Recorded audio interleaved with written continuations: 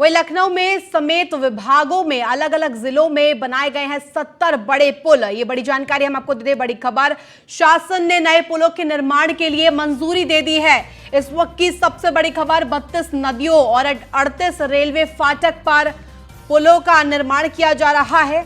इस वक्त की बड़ी खबर आपको बता दें, न्यूज वन इंडिया सबसे पहले आपको बता रहा है पुलों के निर्माण कार्य में 3 साल लगेगा लगभग। ये समय है, 3 साल के बाद ये पुल तैयार हो जाएंगे। जमीन अधिग्रहण के बाद कार्यकारी संस्था को काम पूरा करने के लिए 18 महीने का समय मिलेगा। ये बड़ी खबर आपको बता दें लखनऊ से सीधे, जहां लखनऊ समेत कई अन्य विभिन्न जिलों में अब पुलों के निर्माण को मंजूरी मिल गई है। खबर पर अधिक जानकारी के साथ हमारे संवाददाता मनीष जुड़े हुए हैं। मनीष, जिस तरह से अब ये खबर सामने आई है कि लखनऊ समेत कई अन्य जो विभिन्न जिले हैं वहां पर पुलों के निर्माण को लेकर अब मंजूरी मिल गई है, क्या कुछ अधिक जानकारी आपके पास?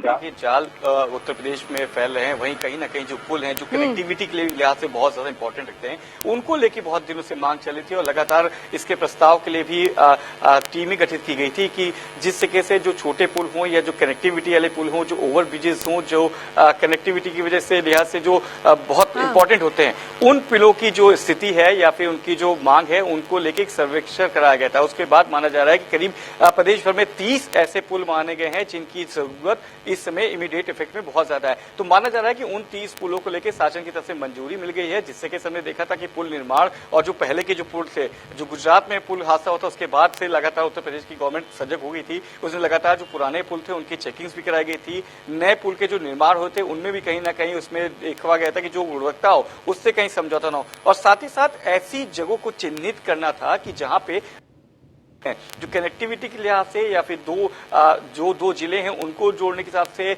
या नदी पे जो बनने वाले पुल हों, ओवर ब्रिजेस हों, फुट ओवर ब्रिजेस हों, इनको चिन्हित करना था कि कहां पे कैसी जरूरत है। उसके हिसाब से जो मोस्ट इंपॉर्टेंट माने गए हैं वो 30 ऐसे पुल माने गए थे। 30 ऐसे पुलों की रिक्वायरमेंट रखी गई थी जिनकी जरूरत बहुत ज्यादा थी प्रदेश में कनेक्टिविटी और यातायात के लिए। तो उसमें जाते हुए करीब 30 पुल को दिया गया है, जिसमें 18 माह से इसका कार्य योजना दी गई है और करीब 3 साल का वक्त माना जा रहा है जब ये पुल पूरी तरह तैयार होके जनता के लिए, जनता के हवाले कर दी जाएगी और जनता के सुगम और सगम यात्रा के लिए उपलब्ध होंगे। तो जिस तरीके से मुख्यमंत्री योगी आदित्यनाथ लगातार समीक्षा बैठक कर रहे थे, हमने देखा था गड्ढा मुक्त सड़क का उन्होंने प्लान दिया था 15 नवंबर, उसके बाद 30 नवंबर को दिया गया था, क्योंकि खुद समीक्षा करते हैं मुख्यमंत्री योगीनाथ, जिलों के दौरे पे जाते हैं तो उनसे कोई चीज आप छुपा सकते हैं। उनकी कार्यशैली है कि वो खुद रोड पे उतरते हैं, ग्राउंड जीरो पे उतरते हैं, तो कहीं ना समीक्षा होती है, उसका इफेक्ट दिखने को मिलता है। और इसीलिए जिस तरीके से पिछले 60 दिन के अंदर इन पुलों की जो जगह है इनको चिन्हित किया गया है और माना जा रहा है कि अब